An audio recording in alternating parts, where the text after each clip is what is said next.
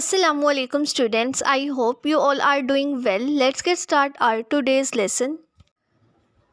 In our previous lecture we have discussed about meiosis 1 and meiosis 2. Now we are going to study about significance of meiosis. The significance of meiosis was first proposed by a German biologist August Weismann. He proposed that meiosis is very important to maintain the number of chromosomes in next generation. यानी जो meiosis है वो एक ऐसा अमल है जो अगली generations के अंदर क्रोमोसोम का जो नंबर है उसको मेंटेन रखता है. फॉर एग्जांपल जैसे ह्यूमन बींग्स के अंदर 46 क्रोमोसोम्स होते हैं, तो ह्यूमन बींग की स्पीशी के हर मेंबर के अंदर ये 46 नंबर ऑफ क्रोमोसोम्स मियोसिस की वजह से मेंटेन है. In humans a diploid germline cells undergo meiosis and produce haploid gametes. These gametes now have 23 number of chromosomes. When these gametes fuse together and form a zygote, the zygote is a diploid cell and have 46 number of chromosomes. Human cells के अंदर जो germ line sales हैं वो meiosis करते हैं और हमें पता है मियोसिस में क्रोमोसोम का जो नंबर होता है वो हाफ हो जाता है. तो मियोसिस के बाद जो गैमेट्स बनेंगे उन गैमेट्स के अंदर 23 क्रोमोसोम्स होंगे, क्योंकि ह्यूमन्स के अंदर 46 क्रोमोसोम्स हैं. जब 46 हाफ हो जाएंगे तो हमारे पास 23 क्रोमोसोम्स आएंगे. जब एग सेल और स्पर्म सेल्स फ्यूज़ होंगे, फर्टिलाइजेशन का प्रोसेस होगा और जाइगोट बनेगा, और जाइगोट के अंदर टोटल 46 क्रोमोसोम्स होंगे. 23 क्रोमोसोम्स एग सेल के अंदर से, जबकि 23 क्रोमोसोम्स स्पर्म सेल से आएंगे. जाइगोट के अंदर माइटोसिस का प्रोसेस होगा और माइटोसिस के बाद एम्ब्रियो बनेगा. एम्ब्रियो के अंदर माइटोसिस का प्रोसेस रिपीट होता रहेगा और एम्ब्रियो जो है वो एक इंडिविजुअल में ग्रो कर जाएगा. Similarly, plants' life cycle shows alternation of generation. It means that one type of generations comes after the other. In plants, there are two types of generations.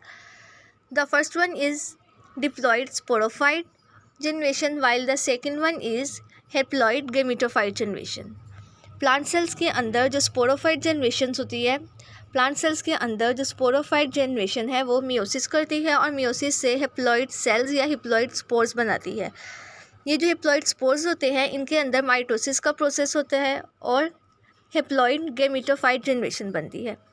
Haploid gametophyte generation के अंदर दोबारा से mitosis का process होगा और haploid gametes बनेंगे.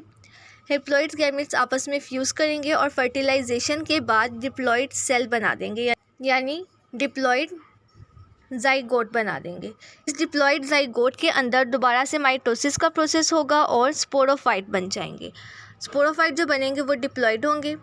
इस तरह से एक जनरेशन जो है वो दूसरी जनरेशन के बाद आती है और एक दूसरे को सपोर्ट करती हैं. तो इस तरह का साइकिल जिसके अंदर एक जनरेशन दूसरी जनरेशन को सपोर्ट करती है और दोनों जनरेशन्स एक दूसरे के बाद आती हैं, इस लाइफ साइकिल को हम अल्टरनेशन ऑफ जनरेशन कहते हैं. Meiosis not only maintain the number of chromosomes in next generations, but it also produce variations in next generations. These variations are beneficial, then they help organism to adapt environmental changes. Variations का मतलब होता है changes आना, यानी जो genetic material है उसके अंदर चेंज आ जाना. अगर ये चेंज बेनिफिशियल होती है तो जो लिविंग ऑर्गेनिज्म है वो अपनी इन्वायरमेंटल चेंजेस को अडेप्ट कर सकता है.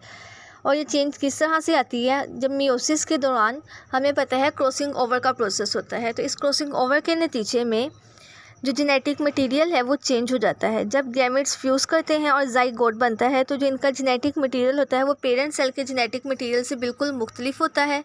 तो इस तरह से मियोसिस की वजह से जेनेटिक वेरिएशंस आ जाती हैं. ये जेनेटिक वेरिएशंस बेनिफिशियल भी हो सकती हैं और हार्मफुल भी हो सकती हैं. अगर तो बेनिफिशियल होंगी तो ये ऑर्गेनिज्म को अलाउ करती हैं कि वो अपने इन्वायरमेंटल चेंजेस को अडेप्ट कर सके और बेटर सर्वाइव कर सके. Now we are going to discuss about errors in meiosis. As we know that during anaphase 1 chromosome separates and goes to the opposite poles of the cells, while during anaphase 2 sister chromosome separates and goes to the opposite poles of the cell, and this process of separation is known as disjunction.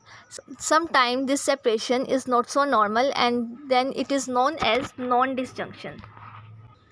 And due to this non-disjunction, the gametes so produced have either more or less number of chromosomes than the normal. तो non disjunction के नतीजे में जो gametes बनते हैं उनके अंदर जो क्रोमोसोम का नंबर होता है वो या तो नॉर्मल से ज़्यादा हो जाता है या फिर नॉर्मल से कम हो जाता है. तो इस तरह के जब एबनॉर्मल गैमेट्स किसी नॉर्मल गैमेट के साथ फ्यूज़ करते हैं तो जो भी इंडिविजुअल प्रोड्यूस होता है उस इंडिविजुअल के अंदर एबनॉर्मल नंबर ऑफ़ क्रोमोसोम्स होते हैं। फॉर एग्जांपल ह्यूमन बींग्स के अंदर जो नॉर्मल नंबर ऑफ़ क्रोमोसोम्स हैं वो 46 है।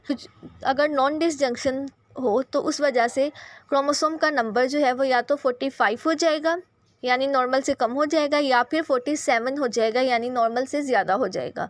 तो मियोसिस में अगर एरर आ जाए तो नंबर ऑफ़ क्रोमोसोम्स जो है वो नॉर्मल से ज़्यादा या कम हो जाते हैं, जिसकी वजह से और बहुत सारे डिसऑर्डर्स पैदा हो जाते हैं। Let us discuss about some questions that may ask from this topic. Our first question is how meiosis maintain the chromosomal number in next generation. इस क्वेश्चन का आंसर आप लोग यहाँ से लेकर यहाँ तक लिखेंगे। The next question is how meiosis produce variations in next generations. इस क्वेश्चन के आंसर में आप production of variation in next generation वाला पूरा पॉइंट लिखेंगे। The next question is what do you know about errors in meiosis?